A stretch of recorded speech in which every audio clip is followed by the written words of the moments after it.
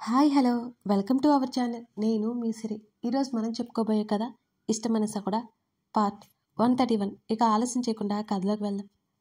ఆమె కన్నీళ్లు అతని కాళ్ళని తడుతుంటే గబాలన పైకి లేచి ఆమె భుజాలు పట్టుకుని లేపాడు. పిచ్చి పట్టిందా నీకు? అతను గట్టిగా అరిచేస్తుంటే కిమ్ అనకుండా ఉంది అమృత. నిన్నేం మాట్లాడవే? అతను అడుగుతుంటే అమృత ఇంకేం మాట్లాడలేదు. ఇలాంటి పనులు చేసి నన్ను ఇబ్బంది పెట్టకమ్ము. అతను ఆవేశంగా చెప్పాలనుకున్నా అతని స్వరంలో ఒక ఆవేదన కనిపించింది అమృతకి. ఆమెను అలాంటి పరిస్థితుల్లో అతను ఎప్పుడు చూడాలి అనుకోలేదు మరి. అతని కళ్ళల్లో తడి చూసింది అమృత.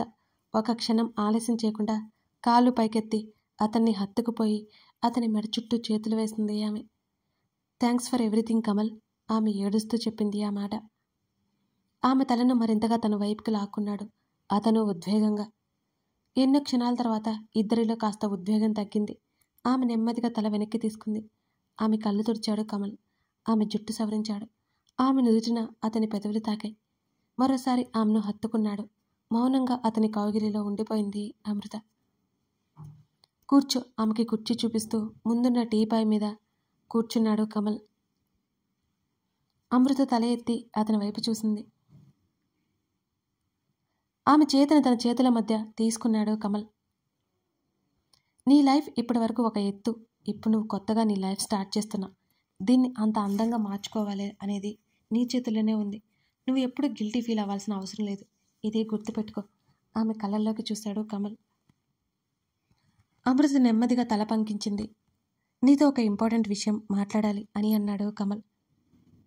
ఏంటి అని అడగవా? నువ్వు చెప్తావు కదా అని అమృత నసిగింది. నేను జాబ్ మానేశాను.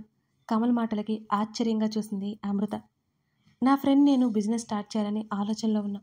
దాని గురించి మాట్లాడుతున్నాను అని అన్నాడు కమల్. అంతా ఓకేనా? అతనికి పర్సనల్గా ఏమైనా ఇబ్బందులు ఉన్నాయేమోనని అడిగింది అమృత. నాకు ఎప్పటి నుంచో ఉంది, కానీ టైం కుదరదు కదా. అది ఇప్పుడు వచ్చింది. నువ్వు నా లక్. నువ్వు వచ్చాక ఇదంతా జరిగింది అంటున్న అతని మాటలకి ఆమె పెదవుల మీద నవ్వొచ్చి ఆమె కళ్ళలో నీళ్లు తిరిగాయి. అవి బయటికి రానివ్వకుండా ఆపేసింది అమృత. అతని టాలెంట్, అతని తెలివి తన అదృష్టం కింద లెక్క కట్టేస్తుంటే ఆ సంతోషాన్ని ఆమె చిట్టి గుండె మోయడం చాలా కష్టంగా ఉంది. నాకు కూడా ఇంట్లో బోర్ కొడుతుంది. నేను కూడా నీతో రానా అని అడిగింది అమృత. అరే, ఇంకా స్టార్ట్ అవ్వలేదు, ప్రాసెస్లో ఉంది. ఆ తర్వాత నువ్వు కూడా వద్దు అని అన్నాడు. అమృత తల ఊపింది. అతను అన్నీ చెప్తుంటే అమృత ఊకొడుతోంది. ఎన్నో రోజుల తర్వాత ఆమె మెదడు కాస్త ప్రశాంతంగా మారింది. సంతోషమంతా ముఖంలో నింపుకున్నట్టు ఉన్న ధరణి ఫోటో మీద నెమ్మదిగా వేలితో తడిమాడు గగన్. ఆగిపోయిన తన పెళ్లి గుర్తుకొచ్చి ఒక్కసారిగా ఏదో వెల్తిగా అనిపించి అంతలోనే సర్దుకుంది ధరణి. అతను ఒకసారి చూసి మిగతా అన్నీ సర్ది బ్యాగ్లో పెట్టేసింది ఆమె. ఆ ఫోటో ఫ్రేమ్ ఆమెకిచ్చాడతను. అది తను తీసుకెళ్లి టేబుల్ ల్యాంప్ పక్కన పెట్టింది. ఆ పక్కనే గగన్ ఫోటో సింగిల్గా ఉన్నది ఒకటి ఉంది. వాటిని తృప్తిగా చూసుకుని అక్కడికి వచ్చి కూర్చుంది ధరణి. బాల్కనీ డోర్ నుంచి చల్లటి గాలి లోపలికి వస్తుంది. దూరంగా నిశీది ఆకాశం కనబడుతోంది. కుషన్ మీద చెంపా నుంచి అలా ముడుచుకుంది పడుకుంది తను. చిన్నప్పుడు అమ్మమ్మ ఉన్నప్పుడు ఆరు బయట చల్లగాలిలో పడుకునే వాళ్ళం కదా. బయటకు చూస్తూ ఆమె అడుగుతుంటే అన్నాడు. అతనికి తన నానమ్మ గుర్తుకొచ్చింది. తన పక్కనే ఉన్న ఆమె పాదాల వైపు అతని చూపు మళ్ళింది. నెమ్మదిగా ఆమె కాళ్ళు ఒడిలోకి తీసుకుని వెనక ఉన్న మంచానికి ఆనుకున్నాడు. ఉలిక్కిపడ్డట్టు చూసింది అతని వైపు. ఆమె వేలు నెమ్మదిగా లాగుతుంటే వెనక్కి తీసుకుపోయింది. అతను వినలేదు. ఈ మధ్య అతని కళ్ళల్లో ఏదో బాధ కాదు ఇంకేదో అది తెలుస్తుంది. కానీ నిజంగా తను అనుకున్నట్టు ఏ విషయం ఏదైనా అతను దిగులు పడుతున్నాడా? అప్పుడప్పుడు అలా అనిపిస్తుంటుంది. అంతలోనే తన ఊహలే అనిపిస్తోంది తనకి. ఆమె పాదాలు మెల్లిగా నొక్కుతూ కొన్ని క్షణాలు ఏదో ఆలోచిస్తున్నట్టు అతను మౌనంగా ఉండిపోయాడు. అతని పరధ్యానం తను ఎప్పుడూ చూడనేలేదు అసలు. ఆమె పైకి లేవబోయేలోపు ఆమె పొట్ట మీద చెంపా నుంచి పడుకున్నాడు. నువ్వు బాగానే ఉన్నావా? ఆమె చెయ్యి అతని నుదుమిదికి చేరింది. నెమ్మదిగా అతని జుట్టు సవరిస్తోంది. నేను బాగున్నాను, కానీ మళ్ళీ నాకు చెప్పా పెట్టకుండా వెళ్ళాలి అనుకుంటున్నావా? అతని మాటకు అదిరిపడి చూసింది ధరణి. లేదు, కంగారుగా గుటకలు మింగింది తను. ఆమె టీషర్ట్ మీద నుంచి నెమ్మదిగా గీతలు గీస్తుంటే అటు ఇటు కదులుతోంది ధరణి గిలిగింతలుగా అనిపిస్తుంది. నేనేం చెప్పలేదు, వాళ్ళే అంటున్నారు, నాకేం సంబంధం లేదు అంటూ అతని గిలిగింతలు పెడుతుంటే నవ్వలేక నవ్వుతోంది కష్టంగా. వెళ్ళవా అయితే? అయిపోయావే వెళ్తే. అతను గిలిగింతలు పెట్టడం ఆపలేదు. ప్లీజ్ ఆపేయిక. గబుక్కున లేచి కూర్చొని నవ్వడం తాలూకా ఆయాసం తెచ్చుకుంటోంది ధరణి. నవ్వి నవ్వి ఆమె కళ్ళల్లో నీళ్లు వచ్చాయి. అతని తల ఆమె ఒడిలోనే ఉంది. గట్టిగా చేతిని పట్టుకుని ఆపింది. అతని వైపు చిరుకోపంగా చూస్తూ కళ్ళు తుడుచుకుంది తను. నవ్వి నవ్వి చూడు అంటూ తన కళ్ళ వైపు 2 చేతులతో చూపించుకుంది ధరణి. రేపు ఈవినింగ్ ఫ్లైట్, రెడీగా ఉండు. ఆమె బుగ్గలాగాడు అతను. చుర్రుమండంతో చెంపకు చేయడ్డు పెట్టుకుని అప్పటికే అతని మాటకి ఆశ్చర్యంగా చూసింది తను. నిజంగానా? బుగ్గ రుద్దుకుంటూ అడిగింది అతన్ని. ఎస్ అని అన్నాడు అతను. సడన్గా ఆమె అడిగింది. అప్పుడప్పుడు తిరగాలి, లేకపోతే నీ బుర్ర చాలా డేంజర్. ఆ మాటకి ముఖం చిన్నపుచ్చుకొని మూతి ముడుచుకుంది ధరణి. ఆమె జడ ఆమె భుజం మీదకి అతని ఛాతీ మీద పడింది. దాన్ని పట్టి ఆమె భుజం మీదుగా విసిరేశాడు. ధరణి నవ్వింది. ఎక్కడికి వెళ్తున్నాం అని అడిగింది. నీకు నచ్చిన చోటికి అన్నాడు అతను. అబ్బో అని. నీకెందుకు ఇదంటే నచ్చదు అంటూ తన జడని అపురూపంగా చేత్తో పట్టుకుని ఊపుతూ అడిగింది ధరణి. ఇందుకే మరోసారి ఆమె బుగ్గలాగడంతో ఆమె గట్టిగా అరిచింది. డిన్నర్కి పిలవడం కోసం వచ్చిన రేవతికి తలుపు కొట్టబోయేసరికి కూతురు అరుపు వినిపించింది. ఇందుకా అని బుగ్గదిద్దుకుంటూ ఆలోచించి విషయం అర్థమవగానే ఆమె గుర్రుగా చూసింది. ఆమె చూసినప్పుడు గగన్ మాలవిక గదికి వెళ్ళడం గమనించింది. కూతురు గదిలో ఒక్కటే ఉందేమో. ఎందుకు అరిచిందో అర్థం కాక ఆమె కంగారు పడి దబదబా తలుపు బాదింది. ధరణి. ఆమె పిలుపుకి ధరణి ఉలిక్కిపడింది. అమ్మ అనుకుంటా. ఒడిలో ఉన్న అతన్ని లేవమన్నట్టు చూసింది ధరణి. అతనేం మాట్లాడకపోవడంతో గబుక్కున పైకి లేచి బయటికి పరిగెత్తింది తలుపు తెరుచుకొని. ఏమైందే, ఎందుకలా అరిచావు అని తల్లి అడుగుతుంటే అయోమయంగా ముఖం పెట్టి నేనా అని అయోమయంగా చూసింది ధరణి. అరిచినట్టు వినిపించిందే నాకు, ఏమైంది అనుమానంగా చూస్తూ అడిగింది రేవతి. ఏం కాలేదే. కూతురు ఆలోచిస్తున్నట్టు ముఖం పెట్టుకుని మాట్లాడుతుంటే నిజంగానే తనకు అలా అనిపించిందేమో అని అనుకుంది రేవతి. ఏం చేస్తున్నావు? ఏం లేదు, ఊరికే మాట్లాడుతున్నాను అంది ధరణి. ఎవరితో? అయినా స్నేహితులతో మాట్లాడుతుందేమో అనుకుని డిన్నర్కి రమ్మని చెప్పి ఆవిడ అక్కడి నుంచి వెళ్ళిపోయింది. పెదవి విరిచి గదిలోకి వచ్చింది. గగన్ ఫోన్ మాట్లాడుతుంటే ఆ మాటలన్నీ వినబడుతున్నాయి తనకి. అంటే నిజంగానే ఎక్కడికో తీసుకెళ్తున్నాడన్నమాట అనుకుంది ధరణి. ఆమెకి ఉత్సాహంగా అనిపించింది. వర్ష, కొంచెం తిను. ఆదిత్య పిలుస్తుంటే ఆమె ఏం మాట్లాడలేదు. ఆదిత్య ఎంతగానో బ్రతిమాలాడు. అతను చెప్పిన మాటలకి ముందర అతని ప్రవర్తనకి ఆమె బేరీజు వేసుకుంటూ నిజాన్ని నమ్మలేక, అబద్ధాన్ని అతని మాటల్ని వదిలేయలేక అవస్థలు పడుతుంది లోపల. ఆదిత్య నడవలేడా? అతను ఎప్పుడూ అలా వీల్ చైర్కి అంకితమా? ఆమె మనసంతా కకావికలమైపోయింది. చిత్రంగా ఆదిత్య అన్న మాటలేం గుర్తుకు రావట్లేదు తనకి. అతను నడవలేడు అనే విషయం ఆమె తీసుకోలేకపోతుంది. మరింత చిత్రంగా తన కడుపులో ఉన్న బిడ్డ కంటే అతని గురించే బెంగ పెట్టుకుంది వర్ష. నీకు ఇష్టం లేకపోతే నేను నీకు దూరంగా ఉంటాను. ప్లీజ్ భోజనం చేయి. వర్ష, మానేయొద్దు ప్లీజ్. ఆదిత్య దీనంగా బ్రతిమాలుకుంటున్నాడు. ఆమె అతని వైపు ఒకసారి చూసి లేచి భోజనం దగ్గరికి వెళ్ళింది. తన కడుపు మీద ఒకసారి చేయి వేసుకుని నెమ్మదిగా తడుముకొని తినసాగింది. ఆమె లగేజ్ అంతా రూమ్లో సర్దుకుంది. ఆదిత్యతో మాట్లాడలేదు. ఆమె పడుకుంది. నిద్ర పట్టలేదు. ఆమె పరిస్థితి అతనికి అర్థమై ఆమెను కదిలించలేదు. ఆ వీల్ చైర్ నుంచి లేవలేని పరిస్థితి అతనిది. అతని కోసం అతనికి సర్వెంట్ వచ్చాడు. ఆదిత్యని మరో రూమ్లోకి తీసుకెళ్ళిపోయాడు. వర్ష మనసు బాధగా మొలిగింది ఆ చర్యకి. అంటే అతనికి ప్రతి పనికి ఎవరొకరు అవసరమా? ఆమె ఆ బాధని భరించలేకపోయింది. అతని పరిస్థితి గుర్తొస్తుంటే ఆమె కంటి కొనల నుంచి నీళ్లు జారుతున్నాయి, దిండులోకి ఇంకిపోతున్నాయి. ఆ రాత్రి ఆమెకు కలత నిద్రే గతి అయింది. మర్నాడు ఉదయాన్నే ధరణి కిందకు వస్తుంటే మాధవి మాటలు వినబడుతున్నాయి సన్నగా. అత్తయ్య, వర్ష ఎక్కడుందో ఒకసారి నువ్వైనా అడిగి చూడు. దాన్ని ఏమీ అన్నో ఇంటికి రమ్మని చెప్పు. ఆవిడ బాధ ఆవిడ మాటల్లోనే తెలుస్తోంది. ధరణికి వినబడుతున్నా ఏం చేయలేక మౌనంగా ఉంది. ఏదైనా ఉన్నప్పుడు తెలీదు, చేజారిపోయాక తెలుస్తుంది అనిపించింది ధరణికి. అదే వస్తుందని చెప్పాడుగా, వస్తుందిలే పార్వతమ్మ నిర్లిప్తంగా చెప్పింది. వర్ష ప్రెగ్నెంట్ అని తెలిసిన దగ్గర నుంచి పార్వతమ్మలో ఏదో మార్పు కనబడుతోంది. ఇంతకుముందు తనని చూస్తుంటేనే ముఖం చిట్లించేది. ఇప్పుడు అసలు తనని పట్టించుకోవట్లేదు ఆమె. అయినా సరే ధరణి వాళ్ళతో మాట్లాడలేదు. తనకు ఆ విషయం సంబంధం లేనట్టు మాట్లాడుతున్నా వాళ్ళ మాటలకి ధరణి కనిపించుకోలేదు. తల్లి గదిలోకి వెళ్ళింది పరుగున. ఆ సాయంత్రం తల్లిదండ్రులు కూడా వెళ్ళిపోతున్నట్టు తెలిసింది ధరణికి. డ్రైవింగ్ ఎప్పుడు నేర్చుకుంటావు నువ్వు? తండ్రి మాటలకి ఓ నవ్వు నవ్వింది ధరణి. బావ నాకు నేర్పించలేదు, తండ్రితో చెప్తుంటే రేవతి ఉరిమి చూసింది. బావ నేర్పించేదేంటి? అసలు నువ్వు అడిగావటే మళ్ళీ చాడీలు చెప్తుంది. నీకంతగా నేర్చుకోవాలంటే డ్రైవింగ్ క్లాసెస్కి జాయిన్ అవ్వు అన్నది రేవతి.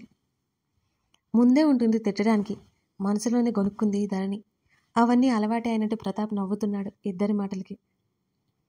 ఒకసారి రండి, తండ్రి మాటలకు తలాడించింది. వాళ్ళు కూడా తన్ని ఎంత మిస్ అయి ఉంటారు. ఇప్పుడు తప్ప వాళ్ళని వదిలి ఎప్పుడూ ఉండలేదు తను. ఇప్పుడు వాళ్ళ దగ్గరికి వెళ్ళడానికి కూడా కష్టమైపోయినట్టే ఫీల్ అవుతోంది. తల్లి మాటలు గుర్తుకొచ్చాయి. పెళ్ళైతే అసలు తమను పట్టించుకోమనేది. పట్టించుకోక కాదు, ఎందుకో అతన్ని వదిలి వెళ్తే ఏదో తోచనట్టు వెళ్తేగా అనిపిస్తుంటుంది. ఆ రోజు గగన్ రెడీగా ఉండమని చెప్పి అతను వెళ్ళిపోయాడు. ఆ రోజు తనకి పునర్జన్మ వచ్చినట్టే అనిపించింది అమృతకి. లేచి లేవగానే ప్రశాంతంగా ఉన్న కమల్ ముఖం కనిపించింది. నిద్రలో ఉన్న ఆర్టి కాగిరిలో ఉంది తను. ఎంతో జాగ్రత్తగా తనని పొదివి పట్టుకుని నిద్రపోతున్నాడు కమల్. ఆమె లేచి నెమ్మదిగా అతన్ని కదిలించకుండా కూర్చుంది. అతని వైపు చూసింది. ఈ ప్రపంచంలో తనంత అదృష్టవంతురాలు లేదేమో అనిపించింది అమృతకి. రాత్రి అతనితో మాట్లాడుతూనే నిద్రపోయింది. ఉదయానికి అతని కౌగిలిలో ఉంది తను. ఎవరు ఎన్నైనా చెప్పని, నిజంగా అతని లాంటి వ్యక్తిత్వం తను ఎవరిలో చూడలేదు. అలా ఇంకొకరు ఉండరు కూడా అనిపించింది అమృతకి. అతని జుట్టు సరిచేయడానికి చెయ్యి ముందుకు పెట్టి కూడా ఎందుకో వెనక్కి తీసుకుంది అమృత. గట్టిగా ఊపిరి తీసుకొని ఒకసారి కళ్ళు మూసుకొని నెమ్మదిగా అతని చెంప మీద చేయి వేసింది. ఎన్ని ఊసులు చెప్పుకున్నారు ఇద్దరు. అతని భవిష్యత్తు ఎలా ఉండాలని అతను ఎన్ని కళ్ళకన్నాడు. అతనికంటూ అతని కుటుంబం, అతని భార్య గురించి, అతనికి పుట్టబోయే పిల్లల గురించి ఎన్ని ఆశలు ఉన్నాయి అతనికి. అవన్నీ నెరవేరాలి అంటే తన ప్రేమ పూర్తిగా అతనికి సొంతం అవ్వాలి.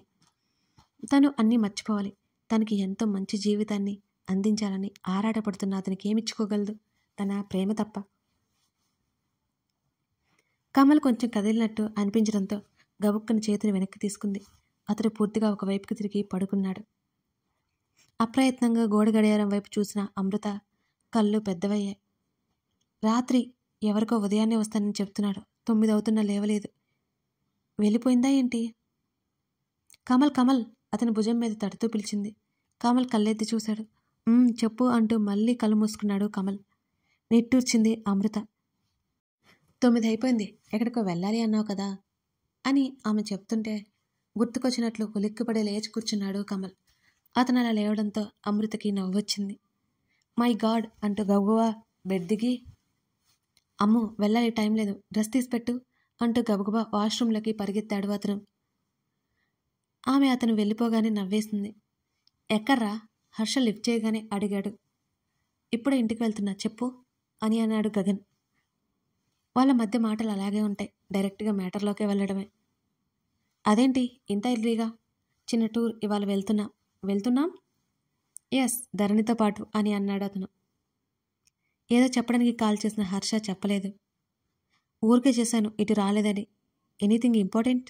నో. ఆది అని అడిగాడు. వాడు అక్కడే ఉన్నాడు. నాకు కాల్ చేసి విషయం చెప్పాడు. ఆ అమ్మాయి అక్కడే ఉంది. ఈరోజు డాడీతో మాట్లాడాలి, ఆయన వస్తానన్నారు. హర్ష మాటలకి తృప్తిపడి, వేదలో ఏదైనా చేంజ్ వచ్చిందా? 2 క్షణాల నిశ్శబ్దం తర్వాత లేదు అన్నాడు హర్ష. Don't worry. గగన్ అంతకంటే చెప్పలేకపోయాడు. అన్నాడు Harsha. Take care. Gagan call cut చేశాడు. గట్టిగా తల విదిలించి డ్రైవింగ్ మీద దృష్టి పెట్టాడు అతను. జయరాం కొడుకు దగ్గరికి వచ్చేసరికి టీవీ ఆడుతోంది. ఎదురుగా సోఫాలో కూర్చొని వెనక్కి వాళ్ళు మరి మ్యాచ్ చూస్తున్నాడు హర్ష. కొడుకు ఎంత కష్టపడ్డాడో అతనికి తెలుసు. తన ఇన్ఫ్లుయెన్స్ ఏమాత్రం ఉపయోగించకుండా టీం వరకు వెళ్ళిన అతనికి చివరికి ఇంట్లో కూర్చోవలసి వచ్చింది. హర్ష ముఖంలో కనబడుతున్న దిగులు స్పష్టంగా తెలుస్తోంది జయరాంకి. తన బిజినెస్లోకి రావాలని పట్టుబడితే హర్ష రాలేదు. ఇంట్లో గొడవపడి వెళ్ళిపోయాడు. వేదతో పెళ్ళయ్యాక కాస్త దారిలోకి వచ్చాడనుకుంటే చివరికి ఇలా జరిగింది. గలగలా మాట్లాడుతూ హుషారుగా తిరిగే కోడల పరిస్థితి గుర్తొచ్చి భారంగా మారిపోయింది ఆయన మనసు. భార్య రావాలని గొడవ చేస్తుంటే ఆమెను కూడా వెంటబెట్టుకొచ్చాడు. తల్లిదండ్రులకు వీల్కోలు చెప్పి తయారైంది ధరణి. ఎక్కడికి వెళ్తున్నాం మనం? ఆమె అడిగింది అతన్ని. ఎక్కడికో కాదు, ఓ పీస్ఫుల్ ప్లేస్కి అని అన్నాడు అతను. అతని భుజం మీద వాలిపోయింది. అతని మాటల్లోతు తీవ్రత ఆమె గమనించలేదు. మధ్యరాత్రికి చేరవలసిన ఫ్లైట్కి చేరిపోయారు. ఆ ప్లేస్కి చేరిపోయారు. ధరణికి బాగా అలసిపోయినట్టు అనిపిస్తుంటే ఆమెను రెస్ట్ తీసుకోమని అతను పైకి లేస్తుంటే అతని చేతిని పట్టుకుంది ఎక్కడికి అన్నట్టు. ఎక్కడికి వెళ్ళట్లేదు, పడుకో. మిడ్ నైట్ అవుతుంటే ఆమెకు గట్టిగా చెప్పి పక్కనే వాలాడు అతను. ధరణి కళ్ళు మూసుకుంది. ఆ ప్రదేశానికి తను ఇంతకుముందు ఎప్పుడూ రాలేదు. తను రిసార్ట్, కొండలు, చెట్లు, అక్కడక్కడ దూరంగా రిసార్ట్లు, దూరంగా మరేదో చిన్న నదిలా ఉంది అక్కడ. ఆమె కళ్ళు మూసుకోగానే డార్జిలింగ్కి వెళ్ళినప్పుడు సంగతి గుర్తుకొచ్చింది. అతనేదో కారణమై తీసుకెళ్ళిపోయాడు. ఎవరినో తనకి పరిచయం చేయడానికి అన్నట్టు సిద్ధమైపోయాడు కూడా. అక్కడ వారిద్దరి మధ్య జరిగిన సంఘటనలు ఎంత భయపెట్టాడు తన్ని. అప్పుడు భయపడుతూ ఇష్టంగా అతని వెంట వెళ్ళింది. ఇప్పుడు ఎంతో ధైర్యంగా అతనితో అడుగులేసింది. పెళ్లి మహిమ అంటే ఇదేనేమో. మెల్లిమెల్లిగా అమృత మిస్ అయిపోయిందని ఫోన్ రావడం అన్నీ ఒక్కొక్కటిగా గుర్తుకొస్తుంటే గబుక్కున కళ్ళు తెరిచింది ధరణి. అమృత ఇప్పుడు హ్యాపీగా ఉంది. లేకపోతే తనకు అసలు జీవితాంతం ఆ గిల్టీనెస్ పోయేది కాదు. తన కోసమే అమృత వెళ్ళింది. జీవితం హాయిగా ఉంది. ఎప్పటికీ అలాగే ఉండిపోవాలి. ఆలోచనల మధ్య ధరణి నిద్రలోకి జారుకుంది. ఎప్పటికా కిటికీలోంచి ఏటవాలుగా ఎండపడుతోంది. మెల్లిగా కళ్ళెత్తి చూసిన ధరణికి పక్కన గగన్ కనిపించనే లేదు. ఆవరించుకుంటూ లేచి కూర్చుంది. ఇంకా పడుకోబుద్ధి అవుతుంటే బలవంతంగా లేచి అతని కోసం వెతుక్కుంటూ బాల్కనీలోకి వచ్చింది ఆమె. అక్కడ కనిపించిన దృశ్యం చూసి ఆమె సంభ్రమాశ్చర్యాలకు గురైంది. రాత్రి తను ఆ చీకటి పట్టించుకోలేదు, కానీ ఎంత బాగుంది ఇక్కడ. ఆ ప్రకృతి పచ్చదనం చూస్తుంటే ఆమె మనసుకి ఏదో మత్తు జల్లినట్టే ఉంది. దూరంగా ఎక్కడి నుంచో సెలయేటి చెప్పులు, దానికి తోడు గువ్వల కొవ్వుకువలు. ఆ నిశ్శబ్దపు వాతావరణంలో రణగొల ధ్వనులు బదులుగా సంగీతం లాంటి ప్రకృతి రాగాలు వినబడుతున్నాయి. కథ కొనసాగుతోంది. ఎలా ఉంది మన కథ? నచ్చిందా మీకు? నచ్చితే ఏం చేయాలో తెలుసు కదా. మీ లైక్ ఇచ్చేయండి, అలాగే మీ కామెంట్ ఇచ్చేయండి. ఇప్పుడే మన ఛానల్ని చూస్తున్నట్లయితే సబ్స్క్రైబ్ చేసుకొని సపోర్ట్ చేస్తారని నేను ఆశిస్తున్నాను. Thank you for watching this video.